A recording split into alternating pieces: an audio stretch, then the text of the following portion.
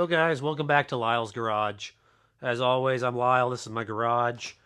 Got a new bike for us that we're going to start messing around with. This is my microphone. It looks weird, but I'm weird, so whatever. This is a 1970 Harley Davidson. I'll give you a little background on it. The gentleman that originally owned my gold SL 350, the K2 350, he owned this bike. He also owned that 700 ES Suzuki that I just did. Was that what it was called?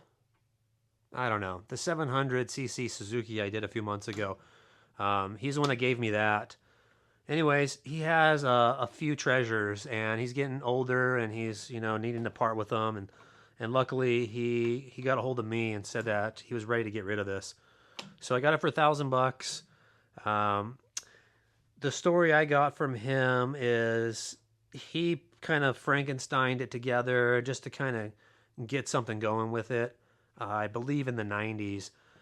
And it's got a lot of cool stuff on it. And then he said he just basically drove it down the street a little bit and got it running, and that was it. And then stuffed it in his garage or his storage where it's set ever since. As you saw at the beginning of the video, I've already power washed it. Even though it looks in the camera, I saw that this looks shiny, but it's super rough and gross. So that could probably be compounded out. But I did take some steel wool, some of the triple lot steel wool, and I went over all of the chromey stuff. And a lot of it's a lot shinier than it was because everything kind of had the brown haze. Let me grab the camera. I'll walk you guys around, get a little closer look so you can see what we're working with. A lot of cool parts on here, as I said. Like we got the Springer front end, and it looks great now that I have it all shined up. No brakes on the front, because that's how chopper people roll, I guess. There is a brake on the back, but just a drum. It's got the forward controls on it, but I think they might need a little love. This is the brake on this side. The shifter's on the other side. Back in the day, they just kind of companies, there was no universal standard. So from what I understand, companies just did whatever they felt like, which is fine. This is the brake pedal. It goes over here to this brake lever that transverses all the way over to the other side and then pulls on the drum, which is actually under the sprocket. So that's kind of neat. This guy's literally hanging by a thread or by two threads. So first good stop on this thing and you're not going to stop anymore and you're going to go crashy crash. We got a really neat seat on it. I like this seat. It needs some cleaning, but whatever. It's got a hole. That's all good. We got a key, ignition switch and key working. Key actually comes in and out. I think that's going to be all right. Bike originally has 23,000 miles, so not that many miles for a Harley. Got a little mirror there. The headlight I don't believe is stock. I don't think any of the front end is stock, although I know it's for a motorcycle because it says motorcycle. Got weird handlebars that are actually not one piece, but they're two pieces. And this is some sort of a clamp or something that holds the handlebar because this one's bent way up and that one's down. There's the gas tank. You can see how rough it actually is, although you can see some reflection. We got lots of good chrome action happening with the steel wool, thanks to that. But although it's got the S&S air filter, I don't think this is an S&S motor. When I looked it up online with the VIN, it comes up as a Sportster XL. I think it was an 883. Honestly, I don't remember, but I think that's what it was. A lot of pieces are loose on here, like the exhausts are all just super loose. Sloppy Joe. We got some backyard fabrication stuff happening here. Just a little gap. Somebody didn't have washers, so those got kind of chewed up. We got these razor blades here, so if you get too close to anybody, you can cut them up with that. There's that drum brake inside of that back sprocket. That's pretty cool. Never had a bike with that. Back fender's got a cool old school flame job, but unfortunately it's been biffed and chipped. Registration looks like 95 was the last. Got a tail light. Yeah, we got a lot of cool stuff on here. I'm really pretty stoked on a lot of stuff on this. I'm pretty stoked just to have an old Harley. I have no idea what kind of motor that is. I think it's an iron head, but I don't know. So I don't really know Harleys that well. I know the pan head is the round one. I know what the knuckle looks like, the knuckle head, and it's not a pan or knuckle. I think it's an iron head. Go ahead and put that in the comments and correct me, because I'm probably definitely wrong with that. Worst thing on the bike, right here. There's a hole there, which I think those wires were supposed to be fed through. I don't know if that's stock, but the most scary thing is probably the Bondo. And the reason why that's scary to me is that means that they probably hacked it and then raked it out and re-welded it, and I don't know the person, so I don't know what kind of welding they did. The guy I got the bike from claims that wasn't his, so he can't verify that that's legit. One of the scariest things about riding a motorcycle would probably be have the front fork or steering neck break off, or have your front wheel come off. You're just going to basically eat a ton of crap if that happens. So I think I'm probably just going to get it running and then try to just get it out of my garage, just because of the fact that I paid so little for it. If I get it running, I can probably make a little money. That steering neck problem makes me too scared to drive it. Coupled with the shifter and the brake being on the wrong side. I don't like riding other bikes that have different setups, because then when I get on my other bikes, like this stupid Ninja I just did, that's a death machine. If I go to shift or brake on the wrong side in emergency, I'm screwed. A lot of excuses there, a lot of negativity. Sorry about that, guys. But a lot of fun things to be had on this. I'm going to go ahead and turn off the camera, probably hook up the battery charger, and just see when I turn the key if I get any action. I'll turn the camera back on and record what I find out when I find something out. And as always, thanks for tuning in, guys. I couldn't have this channel without you guys. Otherwise, I'd just be a dude talking to himself in his garage, only like I am now, but without any reason to be doing so. So basically just want to say thanks. All right, guys, I've spent a few hours on the bike messing around, maybe an hour on the interwebs trying to research stuff. And what I was really having a hard time with was figuring out where the heck the starter solenoid is. So finally I found this dude on the internet that showed it's actually behind the exhaust. So if I wanted to jump that, I'd have to get from there to there, I believe. Which I was trying to jump start the bike, but I can't get in there without getting this with a screwdriver. So I've kind of just decided to take a big leap of faith and purchase a battery for it. I haven't done it yet. I just made the decision to do it. So the battery that I had with it, I think, was very undersized as well as dead. So I can't use this one for a reference. The old Yacht CB16B, as awesome as that looks, doesn't seem to be the right fit. And I could tell it's not the right fit because somebody handcrafted this fine teak hardwood spacer for the battery to fill up the battery box to keep it from shimmying, I guess. There's also just a little bit of wiring stuff happening. I don't know what the hell any of this is, guys. I just kicked a socket like a million miles across the garage. Cover your kids' ears if you got kids in the room, guys, but this is turning into a real shit show. And I'm real sorry that I had to use that kind of language here, but every now and then that word is required. And oh goodness, let's just look at how this is. So far, the only thing I figured out is these blue wires that are tucked back here that somebody's saving on. Those go to the brake switch on for the rear tail light, which, by the way, was the only thing that I got to work when I hooked up the jumper or the battery charger. When I would turn the keys on, or the key on, the only thing that lit up was the tail light. The brake switch isn't hooked up at all, so it didn't do that, but it had the running light. I also found some yellow wire somewhere. I don't even know where he's at anymore, and I labeled that as the headlight because it actually came from the headlight. I found these two.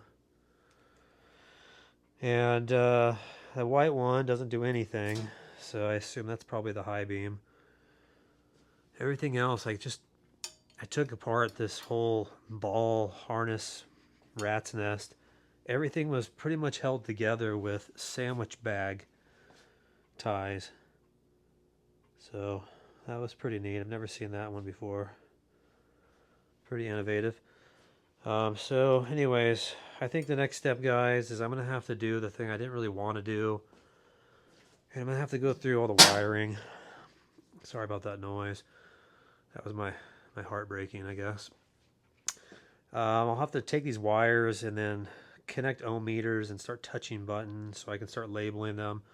I did find a video where a gentleman was starting his bike with this switch right here.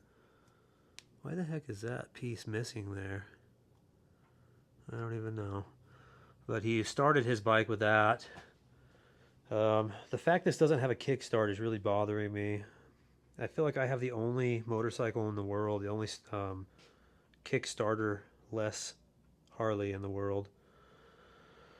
Oh goodness, this video kind of sucks now. I gotta restart this whole clip.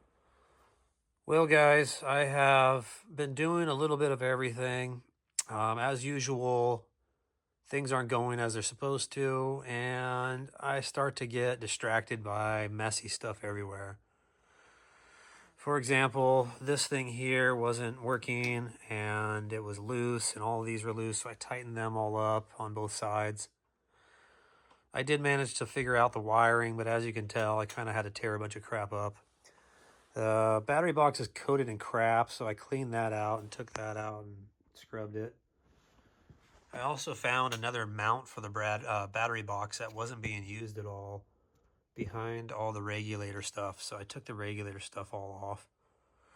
Anyways, I got a nut on that guy that I can use to hold the battery tray. The battery tray or battery box was being held with just 2 out of those 3 holes there. So these top 2 had bolts in that were stripped. So I took the tap and die set and I tapped those guys back out to the right size. There is another mount right there, but the battery box hole that lines up with that is like 1 centimeter off.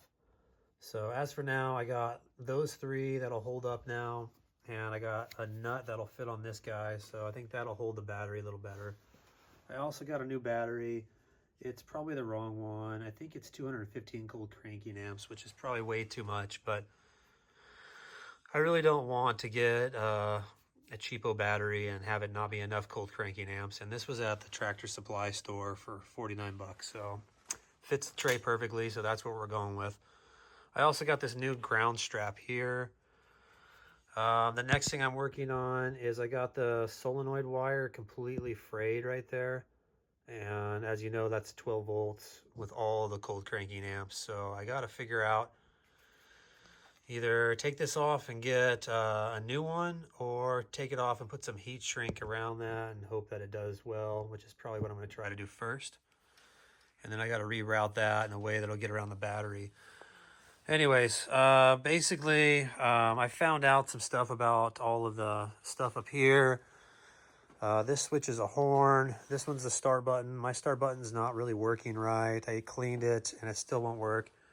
This is high and low beams.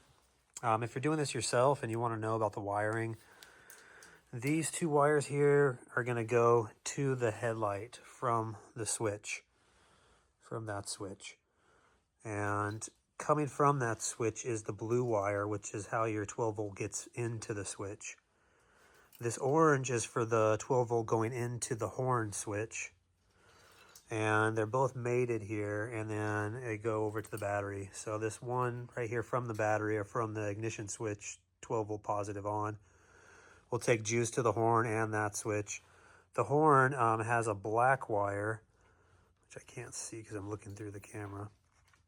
Right here that goes actually to the horn, and that's how all that's set up. As far as the power or the start button, There's a white and a black that came out, and they converted to a yellow and black. I'm not certain if this is stock or not. I don't think so. But anyways, those would go to connect up your power switch. So one would probably go to the 12-volt power, and the other would probably go to your switch for your solenoid. Since my switch is busted, I'll have to ghetto rig something on there. I also figured out my headlight high beam is burnt out, but I got the low beam to work. And then I still got to do the brake light. One of those goes to the ignition switch, and the other has to get fed to the brake. You probably could tell, but the back fender is actually seated on the tire because these shocks are so low. So I'm going to try and find some longer shocks, see if I can't get it off the fender, and then I'll be able to wire in the brake light switch. Oh, there's a lot going on here, guys. As always, I have a hard time staying focused on one area. I find something else, and then I want to clean something else or fix something small.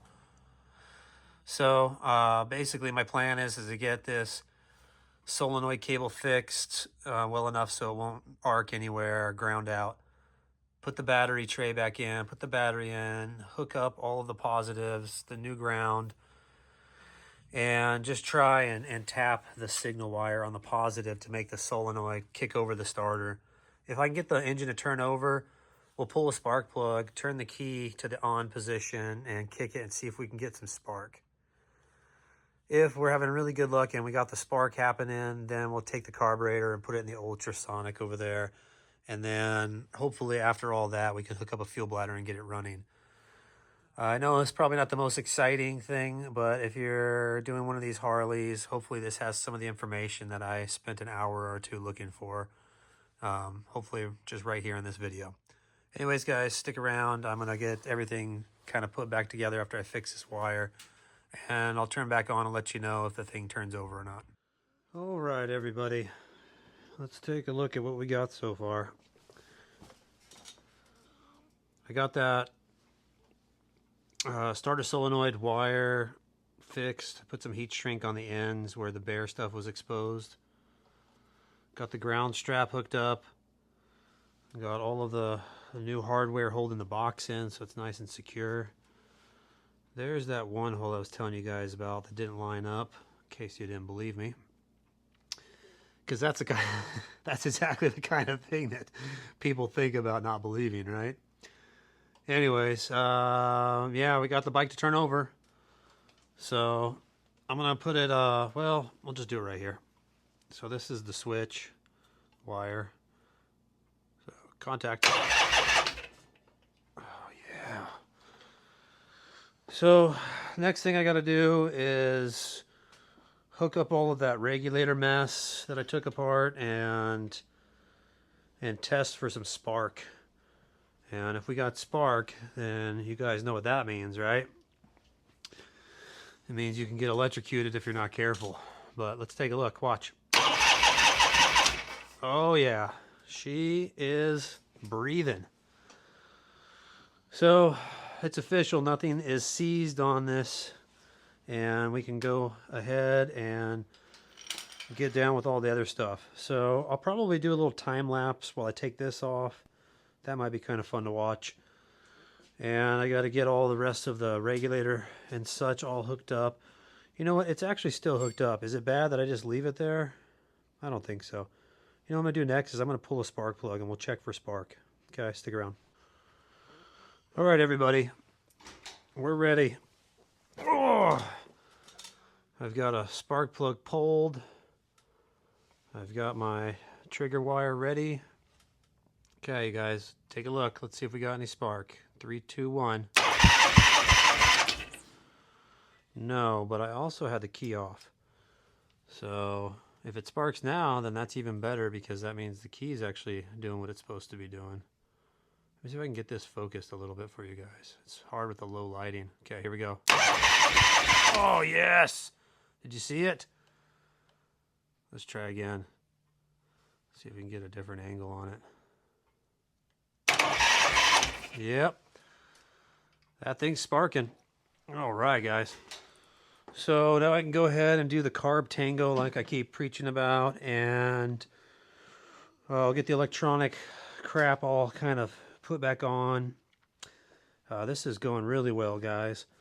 Not only is it turning over, but we got all of that wiring stuff kind of fixed with all the frayed wire ends. And yeah, this is wonderful, guys.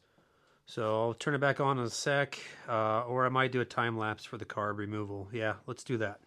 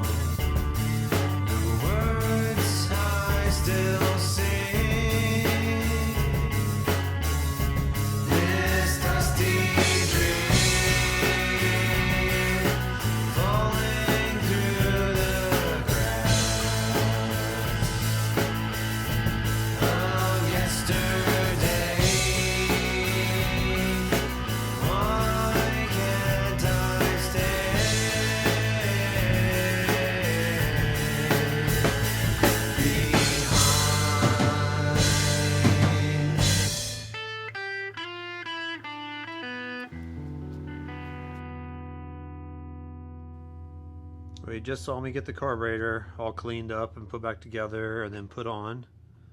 This thing came out really nice. I was very happy with how clean it came out.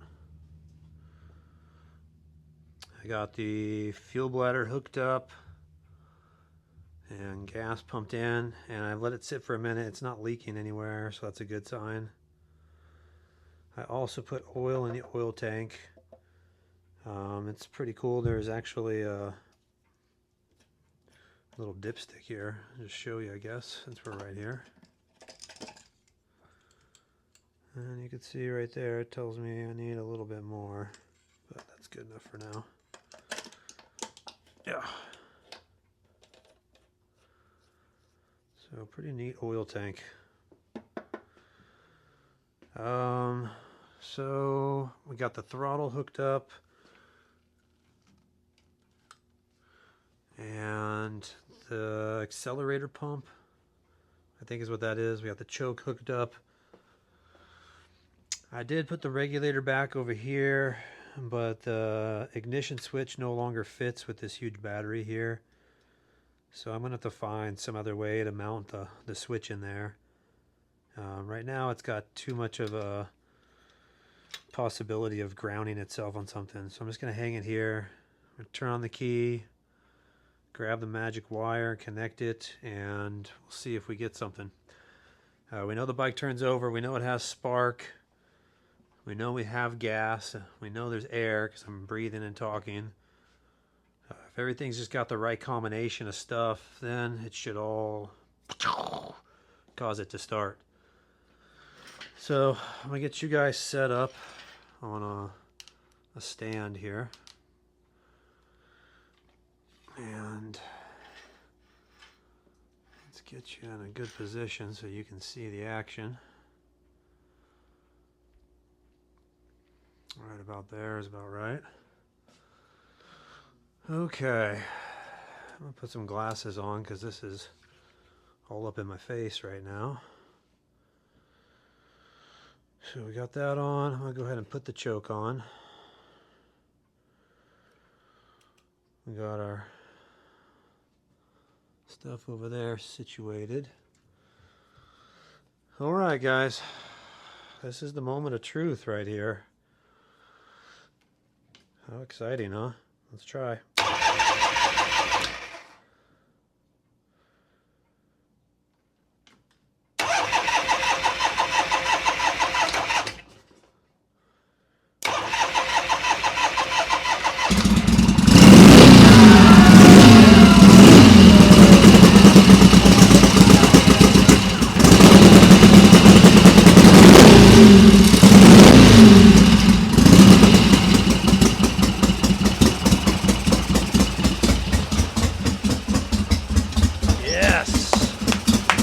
Hell yeah.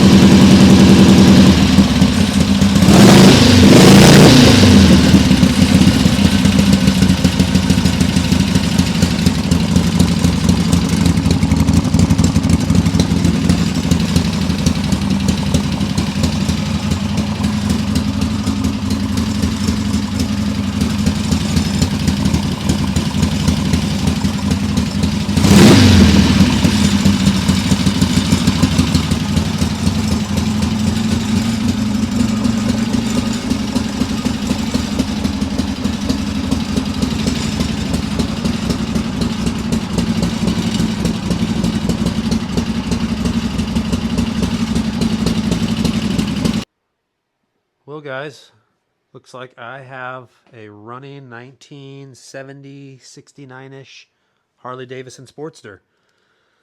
And it started up pretty quick. I don't know. I haven't really watched the video. You guys just watched it, though.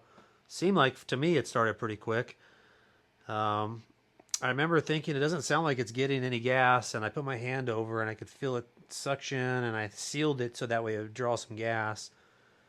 And it popped a little, and then I redid it again and put it there, and then pow, it just lit right up. At least that's how I remember it. Maybe I already made up a different alternate reality. Anyways, that was pretty amazing. Yeah, what else did I notice? I forgot to check to see if it was charging. I really wanted to check that so I could see if the random wire mess over there is actually legit now.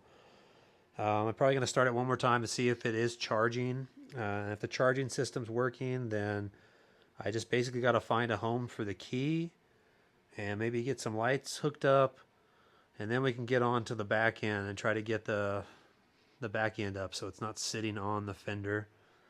And then the last thing after that would be the gas tank situation. I've got a couple of those Sportster gas tanks sitting around, so I might just pop a new one on. I probably am going to hook up the headlights too, but I need to steal this plastic button off the broken start button and put it over onto this one, because when I wired this up, it started to short because of the metal contacting metal. So it grounded itself out. Yeah, that's basically it. Pretty amazing. Sure smoked a whole lot. There was some other pertinent things I was going to say, and now I can't remember.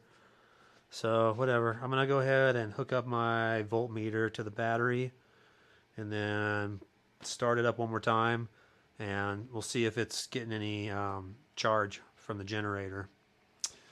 Oh yeah, I did see some sparks down here on the generator, and then when I came around and checked, all of the nuts actually were loose for the 2 leads coming off of that. So I snugged those down. Hopefully that's a little better now. Yeah, so I'll go ahead, I'm gonna get it started and then check for the voltmeters, see if it's charging on there, and I'll let you guys know what I find. Alright, let's see if we can get this fired up as easily as we just did. Maybe even easier, huh? Alright. Contact.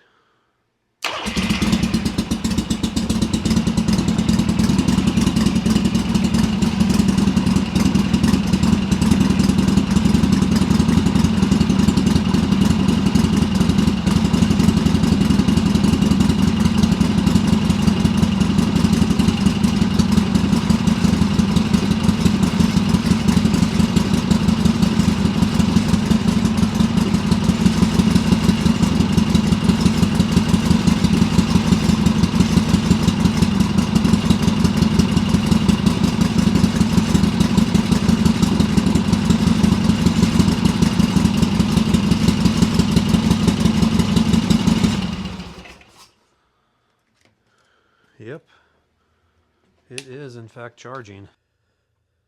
Well, everybody, it's the next day, and I have went ahead and decided to mount that ignition switch here. I fabricated some really ugly bracketry, but it seems like it'll work. Obviously it's loose right now, so I can get it in here, but it's going to mount onto that bolt behind there. And basically what I'm looking at getting is the ignition key.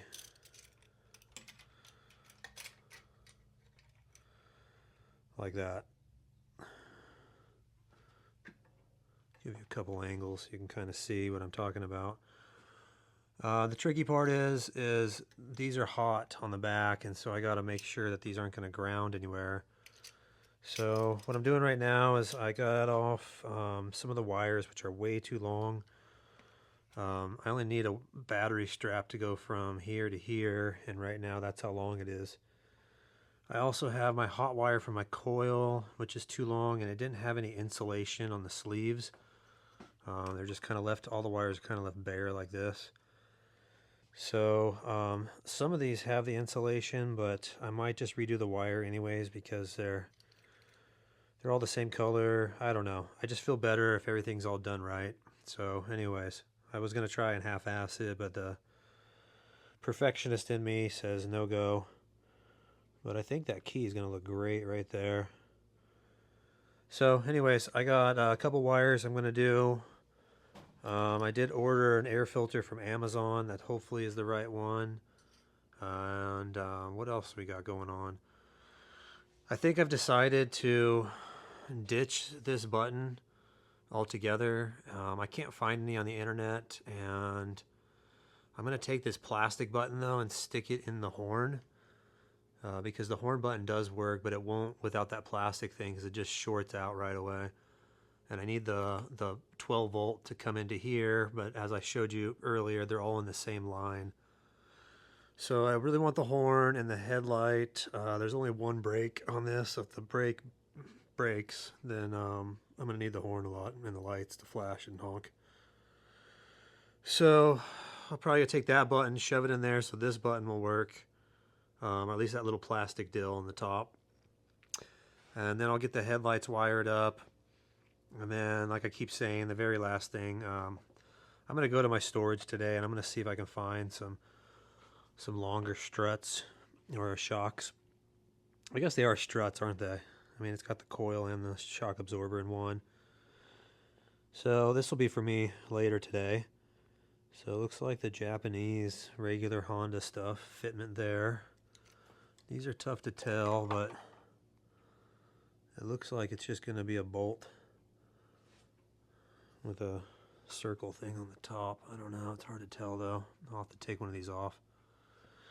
Anyways, guys, I'm going to go ahead and get busy, probably get all this stuff done, and then just show you later when it's done.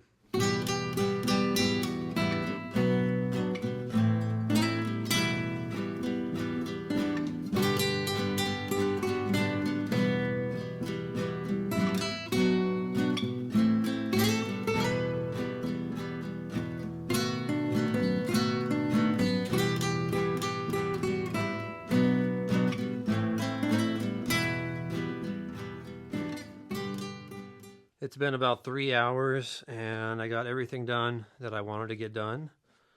I even fitted on and cleaned the battery box cover thingy. So there's the switch. I think it looks pretty stock. It's probably not 100% flush like it should be, but it looks pretty dang good. And best of all, it starts and everything runs and charges still. So I even earned a little key ring for this thing.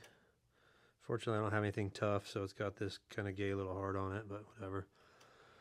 So I got running lights on the AC position and on the on position too. And then I went ahead and, like I was telling you, I swapped out that little plastic button there and I put it up there. So now I can do horns. Oh, yikes. And by the way, this horn sounds so much better than the modern bikes. The modern bikes are kind of a joke. This is like a car horn, so that's pretty nice. And then I hooked up the headlights. It does have the high and the low beam hooked up, but as we discussed previously, one of the beams isn't working. So I'm just going to pretend that's the high beam not working, and the other one that's really bright is probably... might be actually the high beam. We'll just pretend like it's not. Yeah, I got it started up again after I hooked everything up and made sure everything was still kosher, as some people say. I don't really say that. I don't know why that just came out, but I redid the battery to the switch wire. Or sorry, I guess that's this one right here. Yeah, that's the gray one. And then I redid the one that goes to the coil. This guy right here, got some nice wire and some heat shrink on it. I also shortened some other wire that was on here and then just kind of fixed some of that mess so it's not so messy. I'm gonna go, after I go to the gym, go to the Tractor Supply store and see if I can't find a button, a start button. I know they have lots of generic stuff like that. And I'd like to get a start button. Touching the lead to the battery for a start is kind of exciting and all, but it would be a lot nicer if I just had a push button. So I got to get a push button and wire this up to it and then figure out where all that's going to go. I don't really know where I could put the button, but so far the only bad thing I've really found is there's one of these bolts is missing from these two here that mount the exhaust bracketry to the frame, and the other one is stripped. So these are all still kind of loose. I did tighten them up a lot more though. So all in all, things are going well. I got to get out of here and go breathe some fresh air for a bit, get some exercise and stretch my bones, and then I'll come back and get started and then show you guys what I find.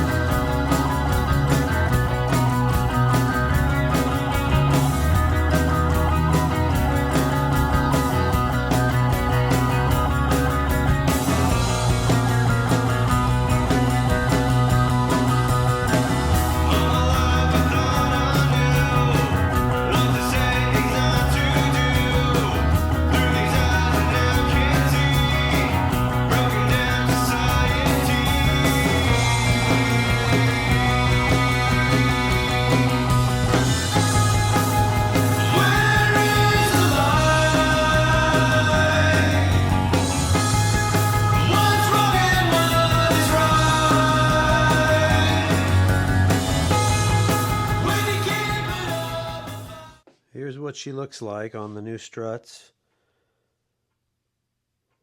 They cleaned up fairly well. Got the nice little chrome piece all shined up. And best of all, the back tire isn't rubbing on the rear fender anymore. And I was able to get the extra inch or two of bolt hanging out hacked off. And I went to the hardware store and actually bought some acorn nuts. And then also I put washers behind the nuts. I don't know if you remember, but those nuts were actually like embedded into the bracket. So I put those washers on. Just made it look a little tiny bit nicer. What else we got going on? I'm currently about to start doing stuff with the air filter.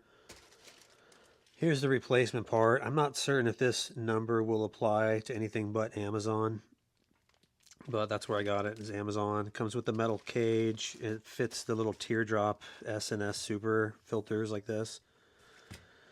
And I got a gasket that gave up the ghost, it looks like, so I'm going to recut that, and then I'm going to get the buffing wheel and try to buff that, see if I can get that back to a chrome look. Only other things we got, guys, is I need to get the wiring shoved into a loom, and I think the wiring from the original start button I'm just going to kind of leave in there for the next guy down the road, and just tuck it somewhere. And I'm not certain if I got video of the start button. I know I took a bunch of pictures, but just in case, here's the finished product. It's just a piece of metal that I just twisted and drilled holes in, basically. There's also, it's hard to show, but I cut out a little bezel there in the metal, and there's a, I don't know, a blob of weld or something that it kind of locks into right there. So anyways, it keeps it from being able to move. So we got all that stuff done. I'm really pleased with this area. It feels like it's kind of like the nice little workstation here for the driver before he goes for his ride. And I killed the battery. I left the switch on with the key. The tail light drained it dead. Oh, it's kind of tough because it was just purchased. You know, those are like $1 million, so I probably have to buy another one, but for now it'll work as long as the charger's on. And I'm hoping that I can go out and drive it for a little while or run the bike for a little while and maybe it'll charge up. Probably not. So that's where we're at right now. I still got to get the seat back on and then clean up the gas tank, and then we'll clean up the whole bike one more time, and hopefully pretty soon, maybe today, we should get it running. One more thing. The brake cable of death needs to get replaced. So we only got those two little cables that's hanging by, so we got to replace that since this is the only brake. Everything else though is pretty much done, so I think all the hard stuff's done at least. Just gonna get into a few projects starting with this air filter, and I'll let you know how it goes.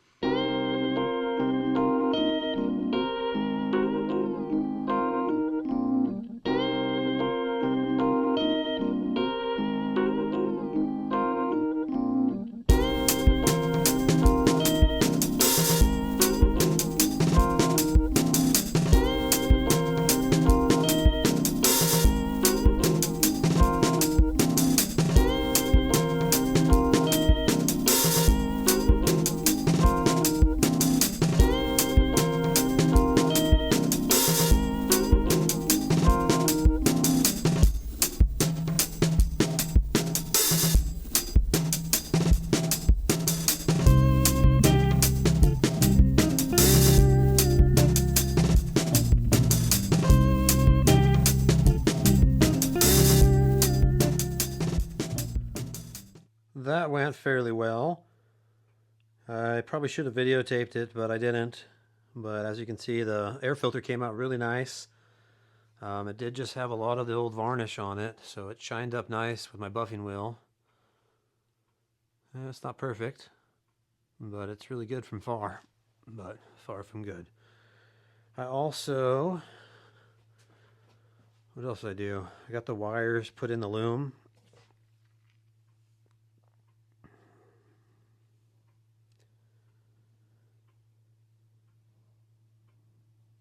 So it's a little bit more cleaned up now.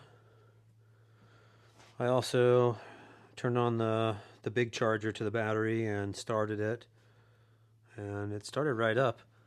I think it starts even easier now that it's got the air filter on. You know, that little bit of restriction helps suck the gas up a little better. I think oh yeah, the brake. That was the main thing. I knew there was something else. I couldn't figure out what it was. I did redo the brake, and I don't really know. Is this safe? That 90-degree turn there just says it's just going to start braking those to me. I probably should have put some heat shrink, like, on that spot right in there, you know. Kind of give a little bit of a buffer. Too bad I didn't think of that before I made it. And then it just loops around and buckles in right there. Pretty ghetto, but it does feel like it works.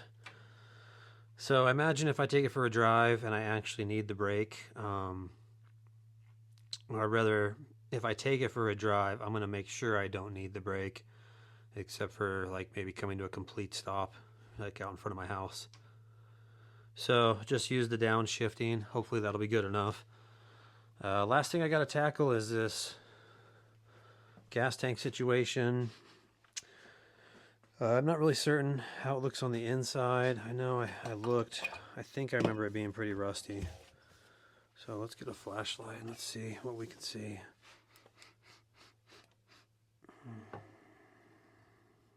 That's actually not too bad, is it? Let's see, can we zoom in a little? Yeah, as always, there's only so much room in this hole for me to. It's either the flashlight or the camera. So it actually doesn't look too bad. It looks like it's just got dried up gas deposits everywhere. I don't even think that's rust. I think that's that brown scale that happens when the gas evaporates. So I'll put some gas in there. Really the only thing to do is just put some gas in there and soak it. I also need to test to see if the petcock even works.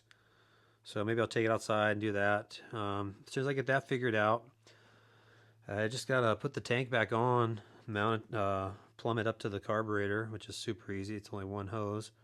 And then we gotta get the seat on. And I think that might be it. I've never actually tried putting it in gear, so we don't know, you know, if it's gonna even go into gear or not. Or if it goes into gear, we don't know if it'll go into neutral. I don't know if the clutch is clutching at all. It just feels like it is, so yeah, we're almost done.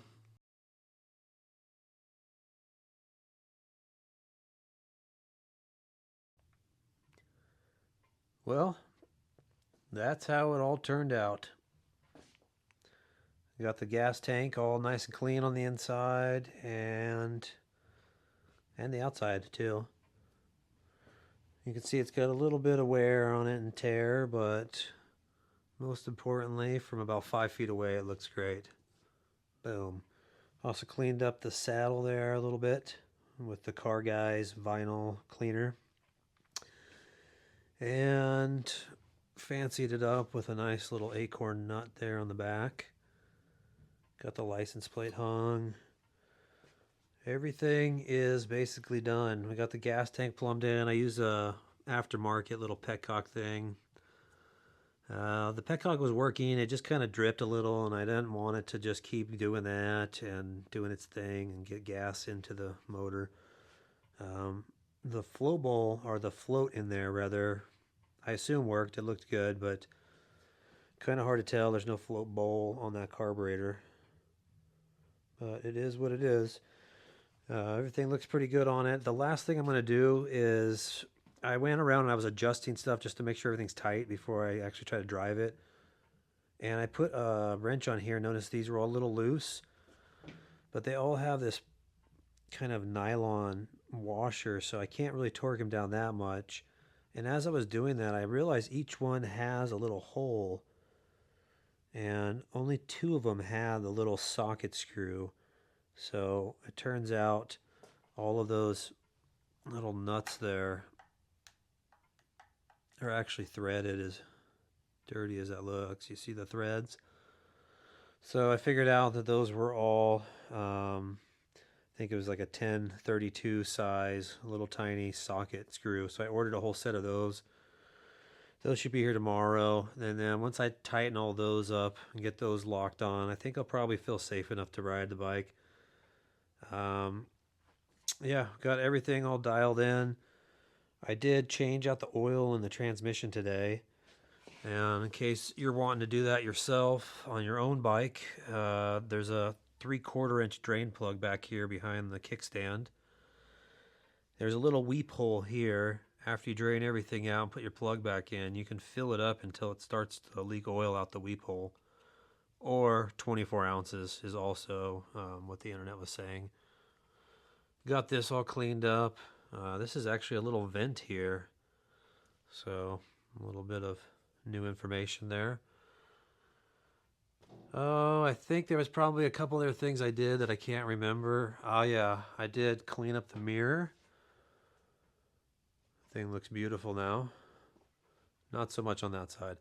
And I did get these bezels underneath the speedometer and tachometer were super loose, I found out, and that one was missing one of the thumb screws, so I fancied up a washer and lock washer, a little bolt setup or nut setup, as well as tightened up all the other thumb screws that were still there. So that's not going to rattle itself to pieces anymore. And that's about it. This pretty much concludes the video, guys. Thanks a lot for sticking around. I hope this was entertaining or informative. If you guys got more free time to kill, stop on by my YouTube channel, and I got plenty of different restoration videos on all sorts of different bikes. And I hope your guys' projects are coming along nicely. I'm going to take the bike outside, not today because it's raining, but hopefully in a few days when it's sunny. And I'll get it started for you guys, do the little slow walk around, and then hopefully I can get my phone hooked up to the handlebar and maybe take you for a little ride on the death trap. And yeah, that's it.